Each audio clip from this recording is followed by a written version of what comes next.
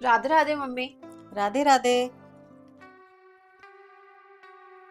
अरे बहू, सूट तो बहुत अच्छा लग रहा है।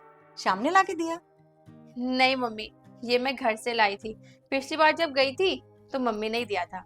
अच्छा, काफी महंगा लग रहा है। 2-3 हजार का तो होगा। हाँ मम्मी, 2500 रुपए का है। अरे वाह, तुम्हारे घर वालों के पास इतने पैसे हैं जो 2500 का सूट तुम्हें दे सकें?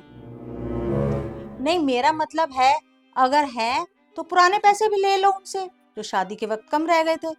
बेकार में किसी का कर्जा रखना अच्छी बात नहीं होती।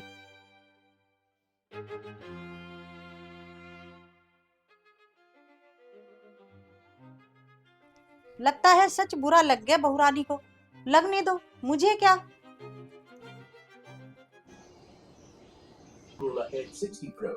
अरे मम्मी, मैं सोच रहा था कि ठंड बढ़ रही है, इस बार वॉशिंग मशीन ले ही लेते हैं, कपड़े धुलने में आसानी हो जाएगी। हाँ हाँ, क्यों नहीं।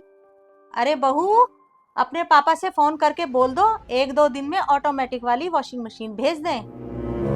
अरे मम्मी, उनसे बोलने की क्या जरूरत है, मैं ले लूंगा। कोई जरूरत नहीं है तुम्हें लेने की। वॉशिंग मशीन तो इसके घर से ही आएगी। भूल गया, दहेज में 50,000 रुपए कम दिए थे। इसके घर वालों ने बोला था 1-2 महीने में दे देंगे, पर आज 1 साल से भी ज्यादा हो गया है शादी को।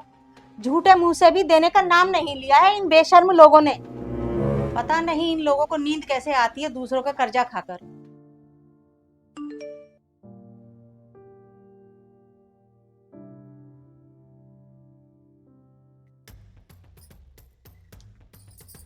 सुनिए मम्मी जी,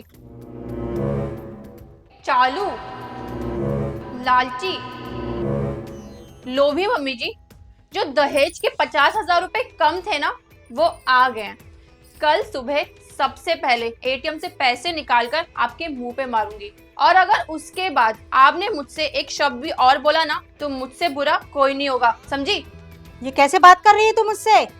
तू नहीं, आप बोलो, मालकिन हूं मैं आपकी। जब दहेज के 50,000 रुपए ना मिलने पर आप मेरे साथ नौकर जैसा बर्ताव कर सकती हो ना, तो पैसे देने के बाद मैं भी आपको नौकर बना सकती हूँ। ये इतनी देर से तेरी माँ के साथ बदतमीजी कर रही है और तू खड़ा खड़ा चुपचाप सुन रहा है। ये क्या बोलेंगे? जब आपके इतने टॉर्चर करने के वक्त ये चुप रहते हैं, तो अब इनका कोई हक नहीं है कि मुझे कुछ भी बोले। अब मेरी बात कान खोल के सुन लो मम्मी, दहेज लेना कानूनन अपराध है, लेकिन इसके बाद भी मैं आपको पैसे दूंगी, क्योंकि मैं और मेरे परिवार वाले शरीफ लोग हैं, और हम नहीं चाहते कि चंद पैसों के लिए हमें जमाने में अपनों की बेइज्जती करनी पड़े।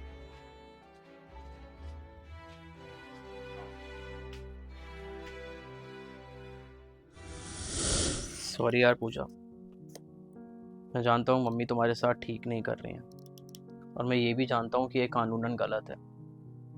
फिर यार मैं सब कुछ जानकर भी कुछ कर नहीं सकता, क्योंकि तुम्हें तो पता है, पापा के जाने के बाद मम्मी ने मुझे बहुत मुसीबतों से पाला है।